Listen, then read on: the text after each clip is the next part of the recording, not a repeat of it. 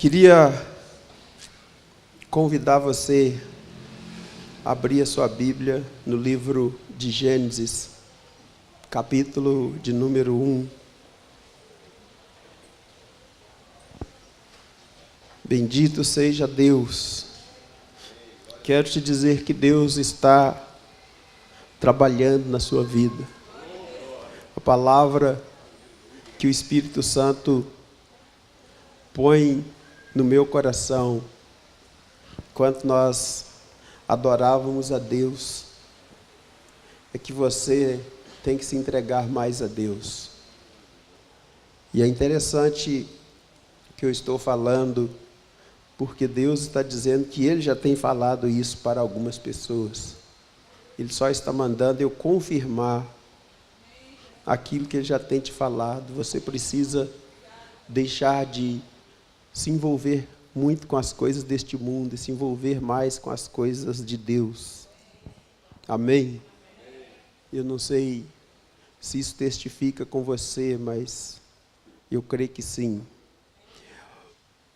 Gênesis capítulo 1, versículo de número 26.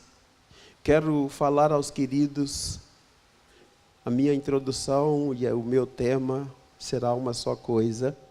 Os planos de Deus é nos levar ao plano original.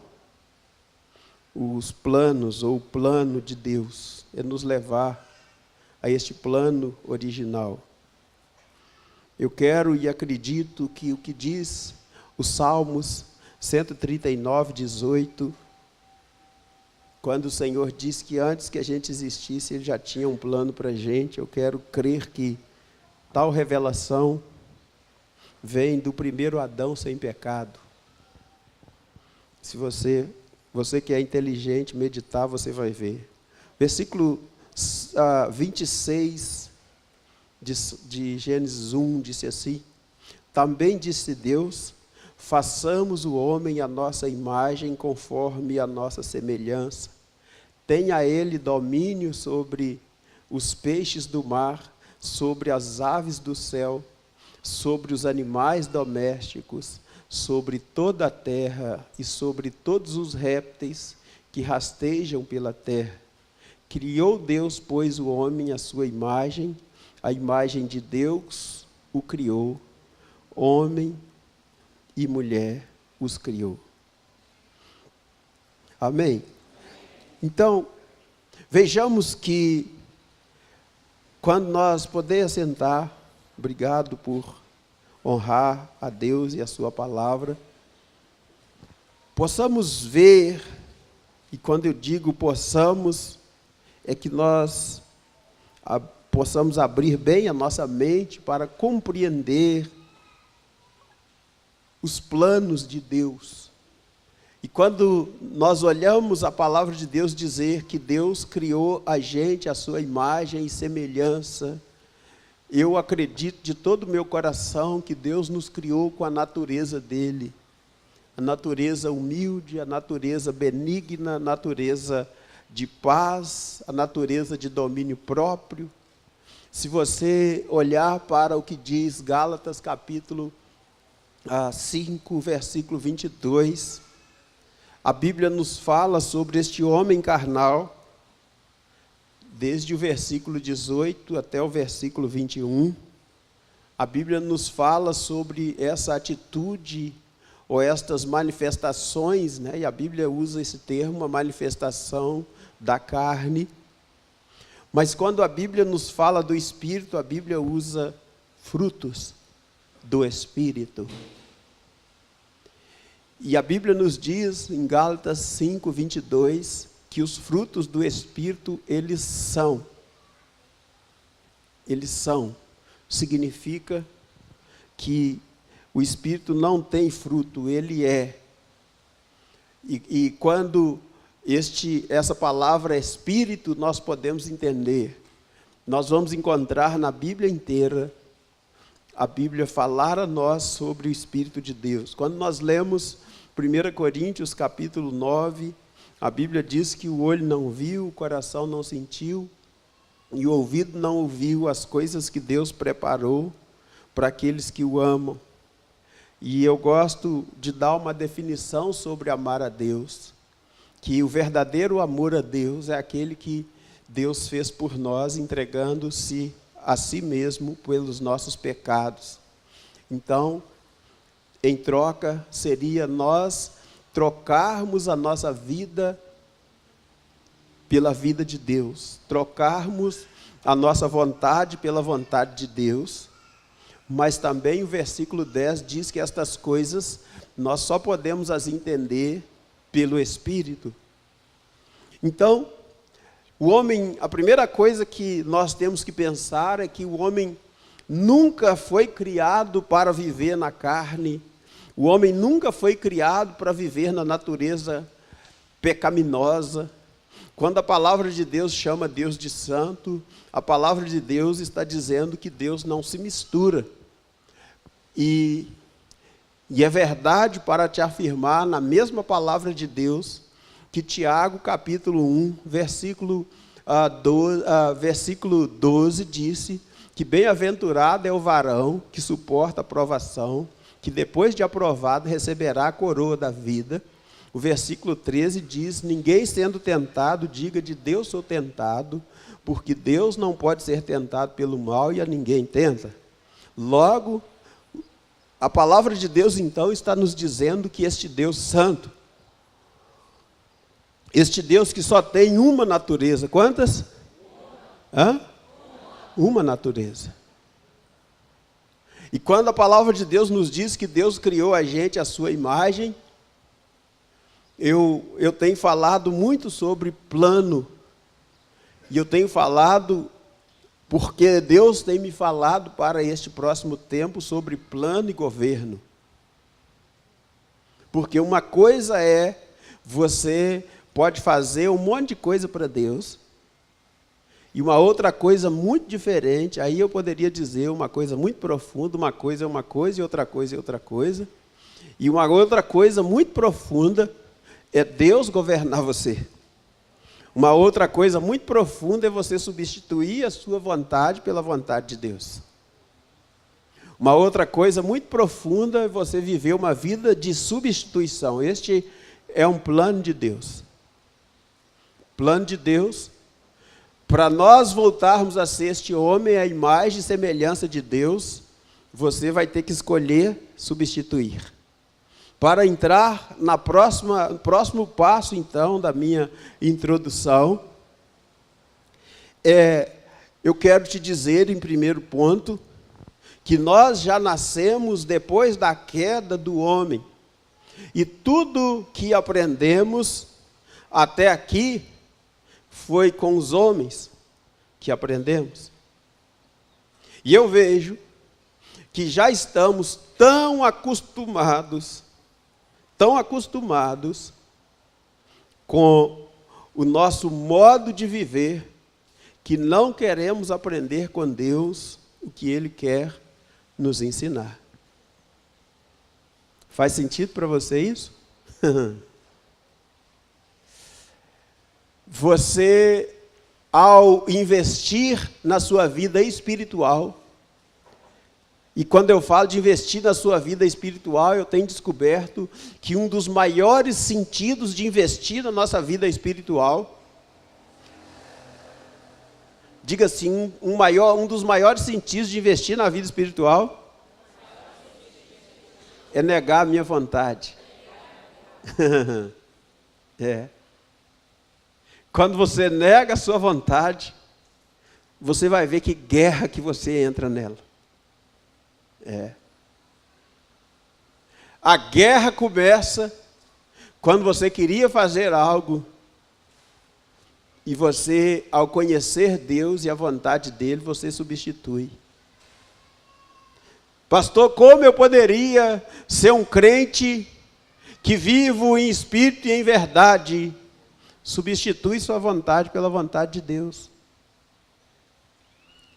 Quando eu estou vivendo tão debaixo disso, que quando nós estávamos aqui adorando, uma parte de mim queria adorar e outra parte de mim queria orar, pedindo a Deus, Deus, sonda o meu coração, para que eu saiba que o Senhor realmente está reinando sobre mim, fazendo a sua vontade. E nessa hora o Espírito Santo começou a falar algo comigo. Ele disse assim: então, quando existem coisas em sua volta te entristecendo, quando existe coisa em sua volta te chateando, quando existe coisa em sua volta te preocupando, significa que é a sua vontade que está imperando. Sabia? Quando existe coisa em sua volta te preocupando, quando existe coisa em sua volta te entristecendo, te abatendo, tirando a sua paz, a primeira coisa que você tem que saber: estes são os seus olhos naturais, o seu homem natural vendo.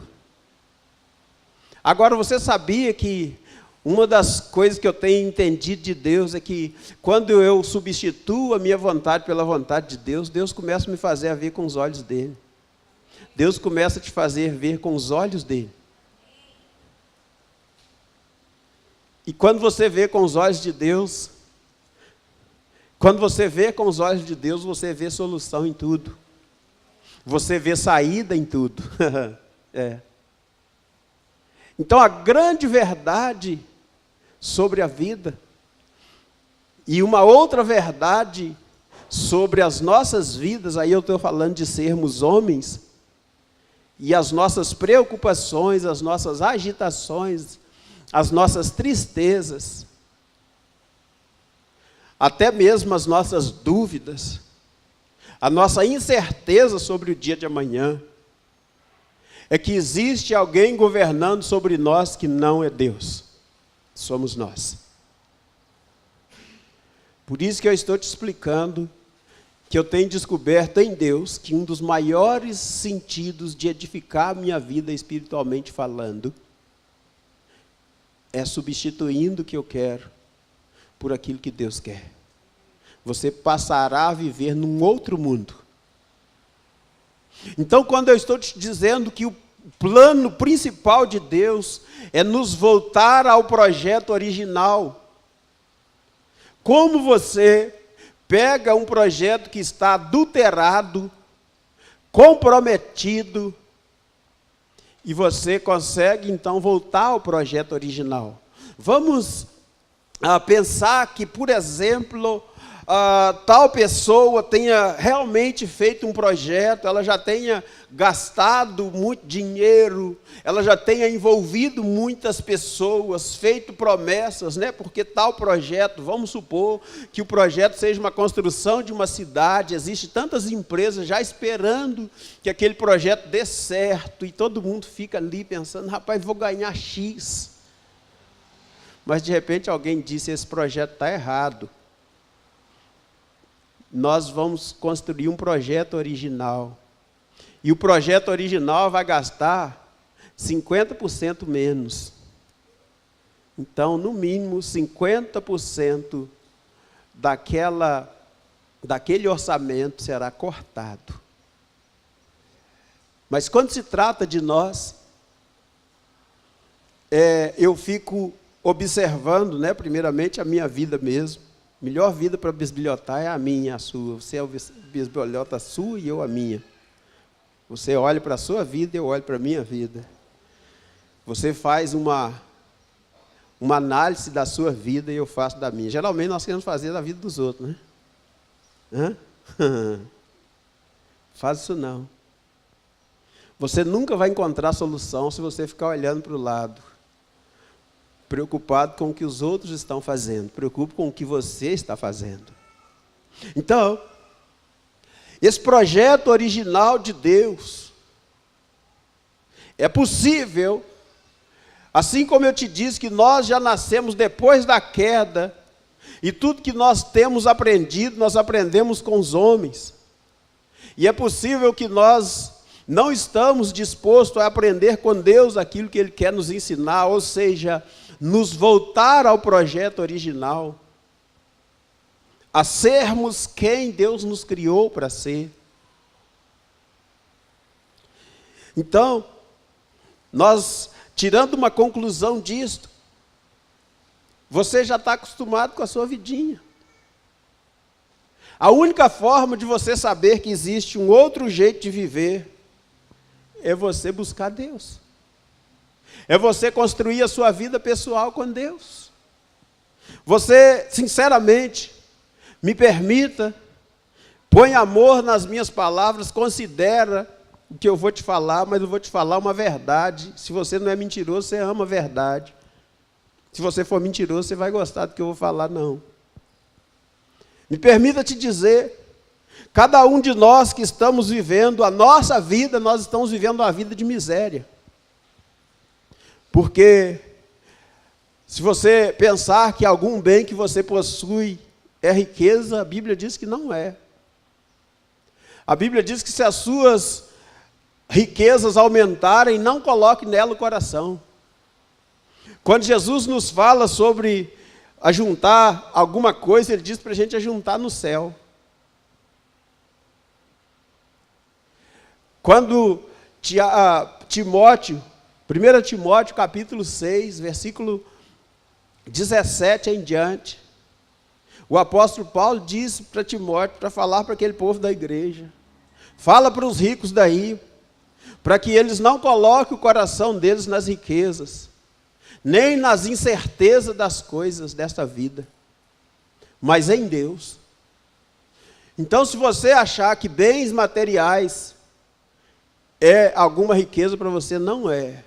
A riqueza para a sua vida é voltar ao projeto original, construir uma vida pessoal com Deus. Você precisa se dispor, né? Eu tenho buscado construir um caminho para a minha vida pessoal com Deus. Eu tenho buscado a ir mais profundo com Deus. E essa sexta-feira eu separei o dia, meu dia para descansar. E meu dia para descansar foi vir para a igreja, tomar água, suco e um cafezinho de vez em quando e orar e ler Bíblia. E eu vou dizer, maravilhoso, muito bom. Pastor, mas eu não tenho esse tempo. Você tem tempo de noite, você pode tirar 6 horas para Deus se você quiser.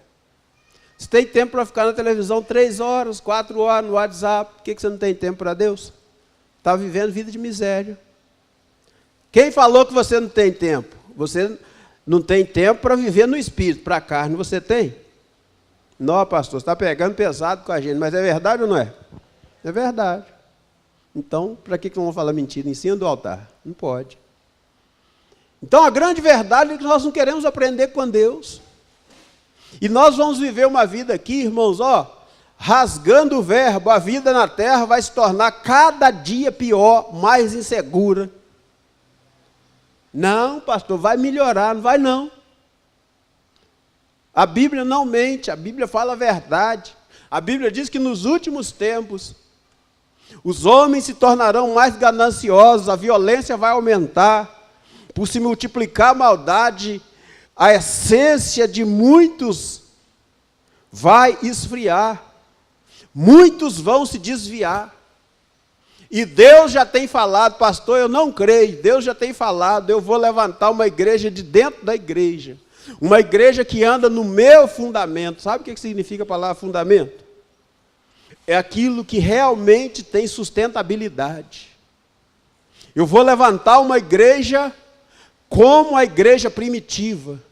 Como eu disse a vocês, acho que semana passada, há 1 ano atrás, Deus me falou isso. Eu não pretendia falar e Deus começou a me falar isso. Ainda me usou para falar, para profetizar para a vida de algumas pessoas. E nestes tempos ele vem me confirmando essas coisas.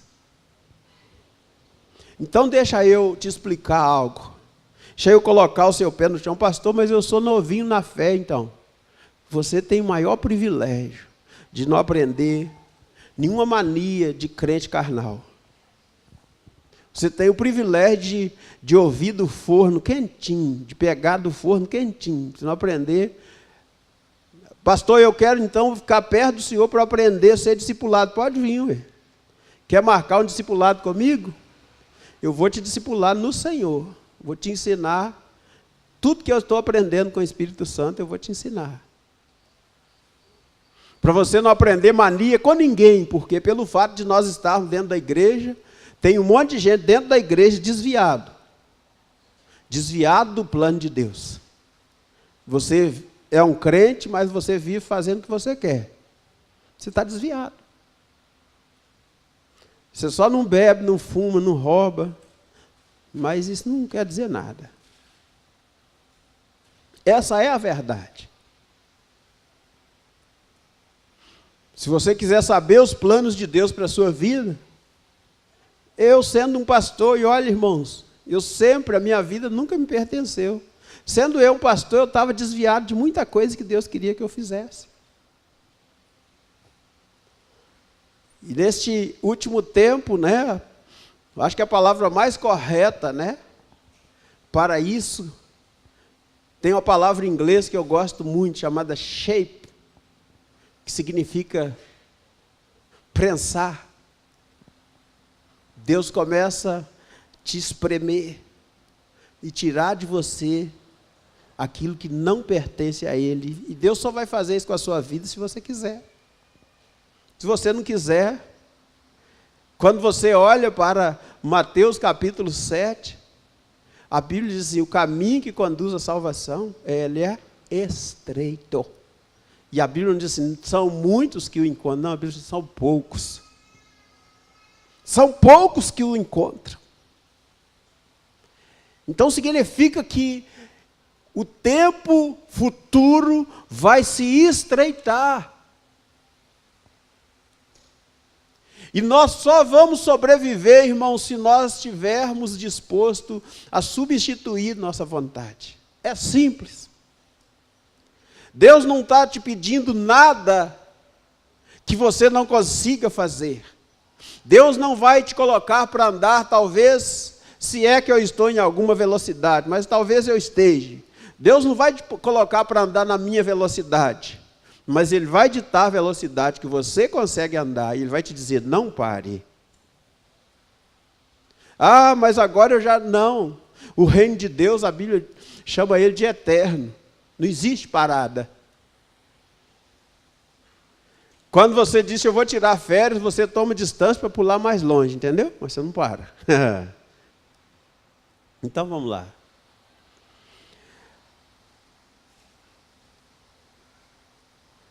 A segunda coisa, Deus nos chama para um relacionamento recíproco, para termos comunhão,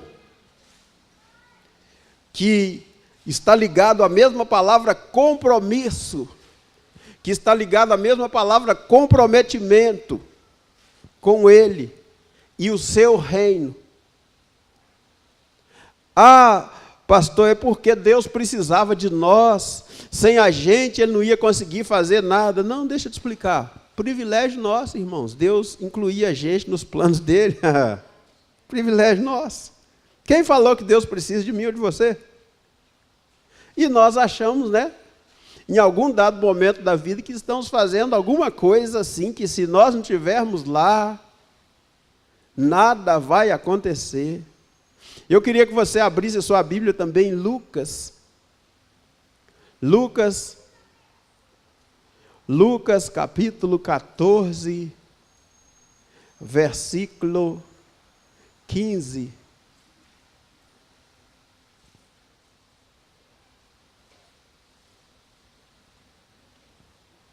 Lucas 14, 15. Ora, ouvindo tais palavras, um dos que estavam com ele à mesa disse-lhe, bem-aventurado aquele que comer pão no reino de Deus. Ele, porém, respondeu, certo homem deu uma grande ceia e convidou muitos à hora da ceia. Enviou o seu servo para avisar aos convidados, vinde, porque tudo já está preparado. Não obstante, todos a uma começaram a excusar-se. E disse o primeiro, comprei um campo e preciso ir vê-lo. Rogo-te que me tenhas por excusado. Outro disse: comprei 5 juntas de boi e vou experimentá-las. Rogo-te que me tenha por escusado. E outro disse: casei-me, e por isso não posso ir. Voltando o servo, tudo contou a seu senhor. Então, irado, o dono da casa disse ao seu servo: sai depressa para as ruas e becos da cidade, traze para aqui os pobres, os aleijados, os cegos, os coxos. Depois lhe disse o servo: Senhor, feito está como mandaste, e ainda há lugar. Respondeu-lhe o Senhor: sai pelos caminhos e atalhos e obriga a todos a entrar, para que fique cheia a minha casa. Porque vos declaro que nenhum daqueles homens que foram convidados provará a minha ceia. Então vejam vocês, versículo de número 25. Grandes multidões o acompanhavam, e ele, voltando-se, lhes disse: se alguém vem a mim e não aborrece seu pai, a mãe, mulher, filhos, irmãos, irmãs e ainda sua própria vida, não pode ser meu discípulo. E qualquer que não tomar a sua cruz e vier após mim, não pode ser meu discípulo. Pois qual de vós, pretendendo construir uma torre, não se assenta primeiro para calcular a despesa e verificar se tem os meios para concluir? Então, vejam vocês, razão que eu estou usando tal texto. Você sabe, a Bíblia está falando de mim e de você. A Bíblia está falando que a todos nós Deus chamou. Sim ou não? Hã? Sim ou não? Se todos nós fomos chamados, né? Como eu estou dizendo, é privilégio nosso.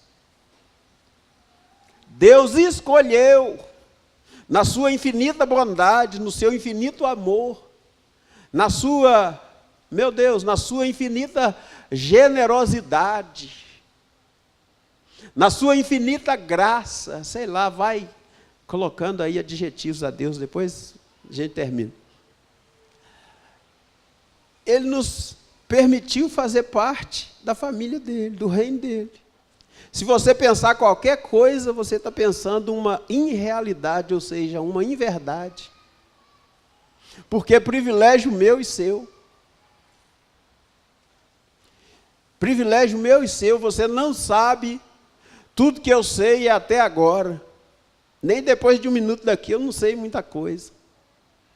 Eu sei que eu estou pregando aqui, pode ser que Deus me permita terminar, mas pode ser que Ele chame minha pedra lá no... E aí? Bingo! 24, é o Geraldo, então fui. Né? Então, ninguém sabe daqui a pouco o que vai ser de nós. Ninguém sabe. Um dia uma pessoa entrou nessa igreja, Deus falou com ela, Deus falou que ela deveria tomar posicionamento. E de repente ela caiu doente, irmãos, e morreu. Nunca posicionou. Será que se ela tivesse posicionado, ela estaria viva? Será? Não sei. Eu não sei, mas é uma hipótese. Então a minha pergunta para você é se Deus está te convidando para viver o plano que Ele tem para a sua vida. Pastor, qual é o plano que Deus tem para a minha vida? Eu não sei, ué. Se eu sei, eu sou eu, ué. Você tem que perguntar para Ele. Você tem que estar disposto a substituir a sua vontade, a sua vida. Aí você vai saber. Deus vai se revelar a você. Deus vai mandar sonhos, profetas, visões, tudo Ele vai mandar na sua direção. E eu tenho orado nessa igreja, a minha forma de intercessão tem sido: Deus, todos aqueles quantos são sinceros de coração, são verdadeiros de coração perante o Senhor, conecta-os com os planos que o Senhor tem para este tempo, para que eles vivam 100% tudo aquilo que o Senhor os criou para viver. Mas nós podemos fazer igual estas pessoas. Eu estou muito ocupado agora, minha vida não tem tempo para eu me envolver com nada. Minha vida, todo dia a gente tem um bocado de desculpa. E eu fico observando, na nossa vida carnal é assim. Quando tudo fica difícil, a primeira pessoa que nós queremos tirar da lista é Deus e os compromissos que a gente tem com Ele. Você já viu? É. A primeira pessoa que você tira da lista é o que você está fazendo para Deus. E o seu compromisso com Ele. Mas com as coisas dessa vida você não tira da sua lista. Com as coisas que você julga ser importante, você não tira da sua lista. Pastor, você está falando isso por quê? Eu estou falando isso porque é o que Deus tem mandado te falar. Deus tem mandado a igreja dele. Deus tem feito um convite para a igreja dele. E o convite é: tome posição. Esteja disposto a abrir mão da vida de vocês. Eu sinto, irmãos, me permita ser profeta na sua vida, que nós estamos vivendo literalmente os dias de Noé. E eu vejo que é assim. Pode acontecer a maior catástrofe com o irmão do meu lado. Eu nunca paro para refletir e dizer, poderia ter sido eu, hein? A qualquer hora vai acontecer comigo. Não, nem isso gera temor na gente. A gente fica dizendo, caiu um raio na casa do vizinho, mas na minha não cai. Pastor, isso é para pôr temor na gente? Não. O que eu quero dizer para você, Deus chamou fulano, eu estou tranquilo, eu estou legal, entendeu? Não é meu tempo ainda. Então eu estou te falando sobre Deus chamar a gente, sobre você saber o que Deus quer que você faça, sobre você saber o que Deus quer, com o que Deus quer que você se envolva. Será que o que você está fazendo é exatamente o que está na lista, no relatório, no plano, no planejamento de Deus para a sua vida? Ou não? Porque, como eu estou te dizendo, nós estamos vivendo os dias como os dias de Noé. Uma arca está sendo construída. E nós estamos distraídos. Até zombando das palavras de Noé. Porque havia o zombador. Ê, malucão, hein? Está construindo uma arca? Que bicho maluco. Um barcão desse tamanho para quê? E aí, irmãos, às vezes, quando a gente acorda é tarde. Você já viu que as pessoas às vezes valorizam as coisas quando elas perdem? É. Então, quem sabe, se isso não servir para você, não pega. Mas quem sabe serve para você. Quem sabe, é isso que Deus está falando com você. E a terceira coisa, precisamos ser transformados de dentro para fora. Ou moldados, os nossos valores precisam se tornar os valores de Deus, assim como eu disse no início, que nós nascemos depois da queda do pecado e nós aprendemos tudo com os homens. Então, existem coisas da parte de Deus, irmãos, para nós, que elas são loucura. E a Bíblia diz que as coisas espirituais para o homem carnal, elas são loucuras. Mas para o homem espiritual, elas são discernidas, elas são entendidas. Então, a minha pergunta para ti, existem mudanças que Deus tem causado na minha vida, porque eu não sei a sua. Existem coisas que Deus tem me revelado e eu estou trabalhando para vivê-las. Porque uma coisa é Deus revelar, é como promessa. A promessa só se cumpre se a outra parte se posicionar. Então uma coisa é Deus me revelar, uma coisa é eu saber algo, e outra coisa é eu fazer o que sei. Uma coisa é você saber algo, e outra coisa é você pôr em prática o que você sabe. E eu tenho lutado para pôr em prática aquilo que Deus tem me aberto os olhos para ver. Uma das coisas, quando nós estamos com dificuldade, quando você está com dificuldade de fazer coisas boas, significa que tem maldade dentro de você. Se as traições, se as decepções têm te levado a desistir, significa que você está cheio de maldade. A bondade de Deus não está dentro de você. Para falar de transformação, eu quero ler com vocês este texto que eu tenho usado muito, porque ele faz muito sentido para mim. Gálatas capítulo 6. Gálatas capítulo de número 6.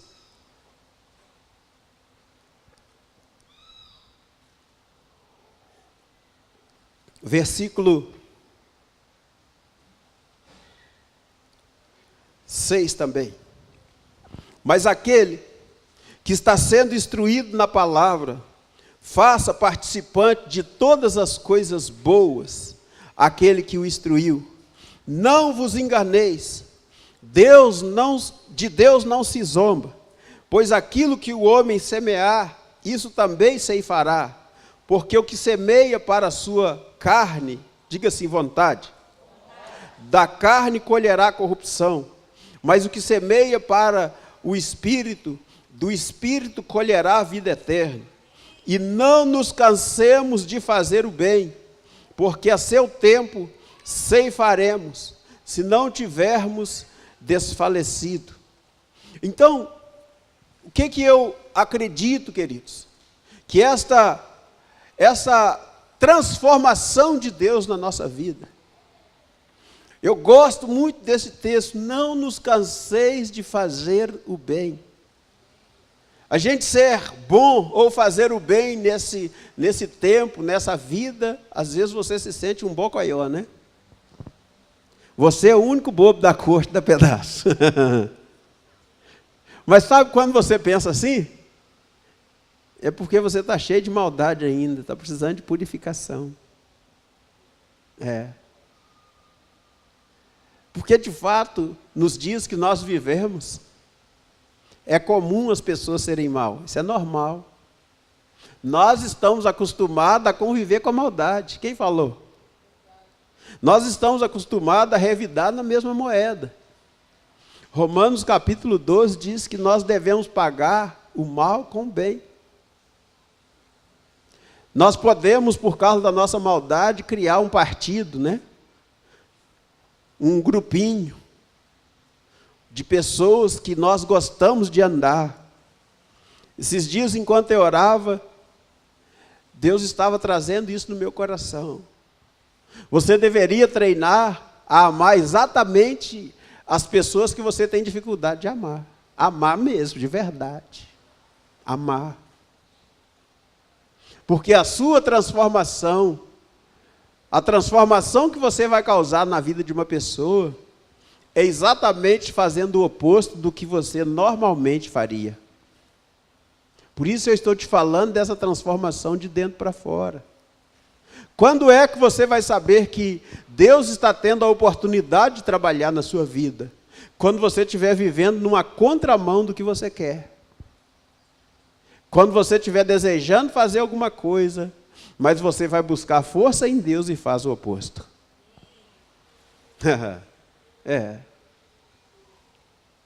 Mas será que a gente está disposto a isso? Como eu estou te dizendo, o projeto original de Deus.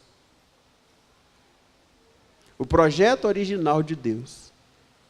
Quem era este homem, imagem e semelhança de Deus? Não existia maldade nele. Não existia impureza nele. Não existia dificuldade de fazer a vontade de Deus neste homem.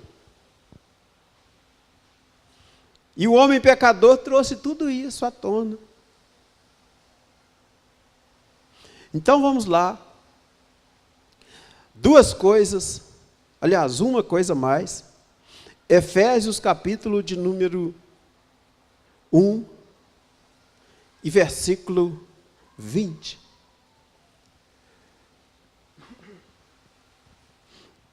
Quero falar com vocês no próximo tempo sobre o plano de Deus a respeito do corpo que a Bíblia chama de corpo de Cristo. O corpo de Cristo, que está relacionado a este primeiro Adão, porque Jesus ele substituiu esse primeiro Adão. E Jesus só pôde substituir esse primeiro Adão porque não havia impureza nele. Jesus era o projeto original de Deus mandado para a terra. Alguém pode dizer glória a Deus, obrigado Deus, porque imagine você. Como você substitui um projeto que foi adulterado, se você não tiver o original na gaveta? Ninguém vai acreditar que aquele primeiro projeto está adulterado.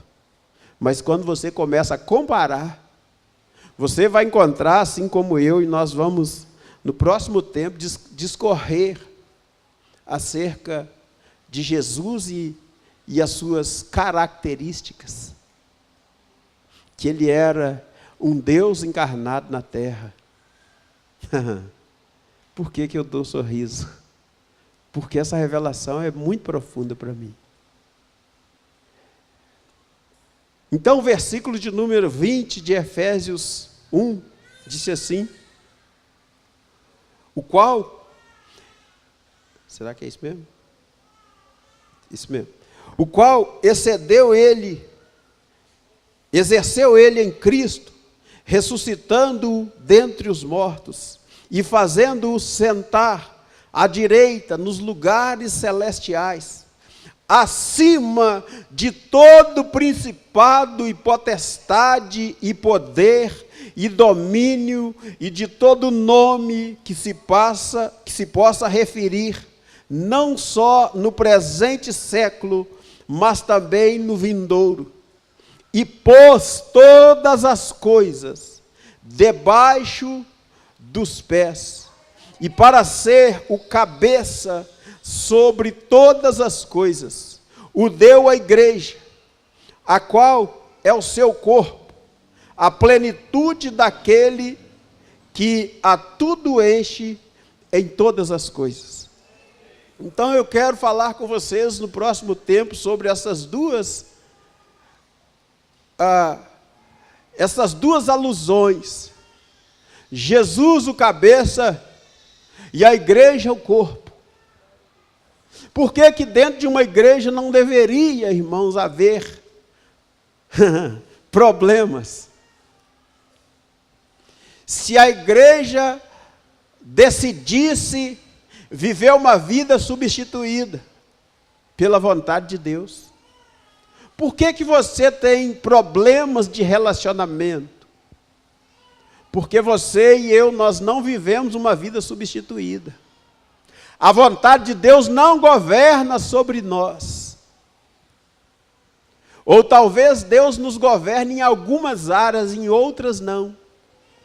Em outras somos nós mesmos o Senhor. Então, prestemos atenção. 1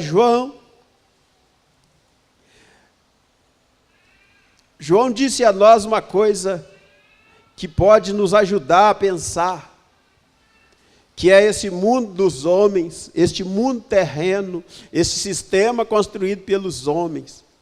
E ele disse assim, não ameis o mundo, 1 João capítulo 2, não ameis o mundo, nem as coisas que há no mundo.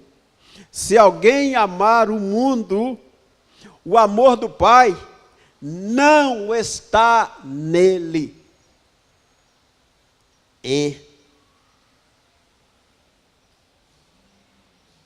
O amor de Deus está em você mesmo? Pela fé, né?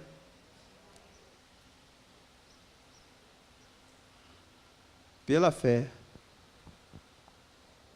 Isso é uma vida substituída. Você deve amar as pessoas que estão no mundo, não as coisas que elas fazem.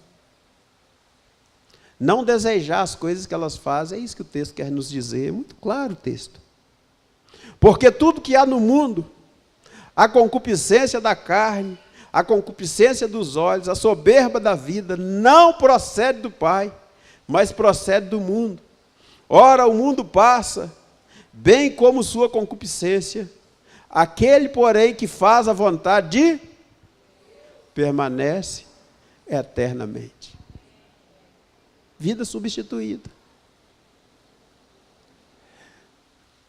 Nós podemos, irmãos, glorificar Jesus, adorar, dizer que nós estamos adorando a Jesus. Sabe qual é a maior adoração a Jesus? Quando Jesus governa sobre a nossa vida. Você pode abrir a sua boca, seu pé, sua mão, gritar, saltar, porque Jesus é o governo da sua vida. Jesus é que é o Senhor. Jesus controla a sua mente, Jesus governa sobre a sua vontade. Aí você não precisa fazer nada, você está adorando a Deus. Aonde você for, você é um Jesus ambulante. Esse é o desejo ardente do coração de Deus. Por que que Jesus podia adorar a Deus? Porque Jesus era Deus ambulante.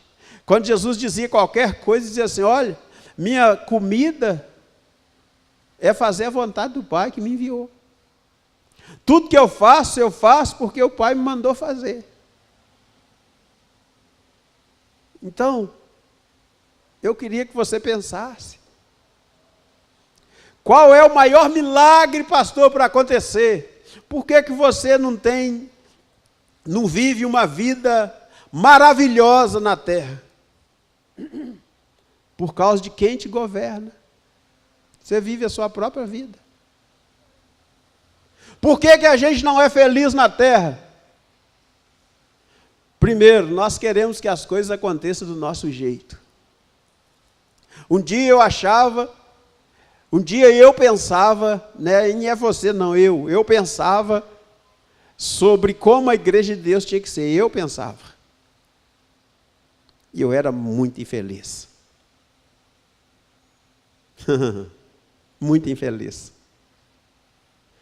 Quantas vezes eu cheguei na igreja e saí da igreja pior do que eu entrei?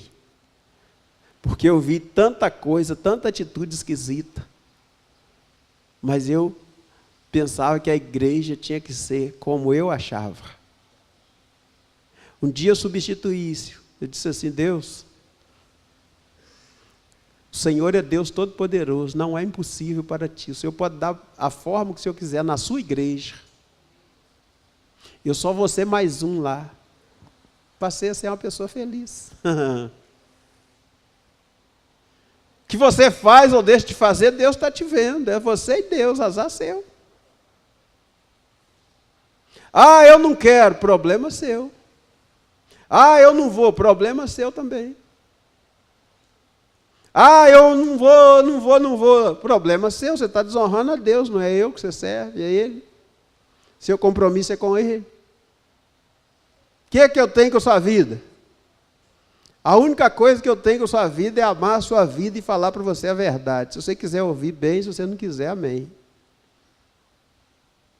Falar para você o que Deus me mandou falar. Se você quiser ouvir, vai ser bem-aventurado. Se você não quiser, problema seu. Um dia todos nós, a Bíblia diz, vamos chegar perante o tribunal de Deus e vamos ter que prestar o nosso relatório para Ele. Você vai prestar o seu, eu vou prestar o meu. Ninguém vai poder dizer, pastor, aquele pastor, Deus nos enganou naquela igreja o tempo inteiro. Eu vou dizer, eu não. Você é que viveu a vida que você queria viver. Ou seja, eu vivia querendo ser responsável pela vida dos outros, pelas atitudes dos outros. Eu não posso. Deus te deu a sua vida para você vivê-la, ou para Ele ou para você mesmo. E o fruto vem daí. Se você vive para você, a Bíblia diz, você colhe corrupção. Tudo que você, ou seja, todo desdobramento, ou toda consequência do que você faz, pode ser eterno ou corruptível. Gálatas capítulo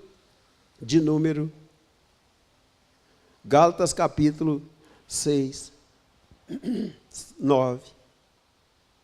Então eu queria te convidar a se pôr de pé do seu lugar. Os irmãos vão te entregar aí o teu cálice, o pão. E nós vamos ainda, ao ministrar a ceia,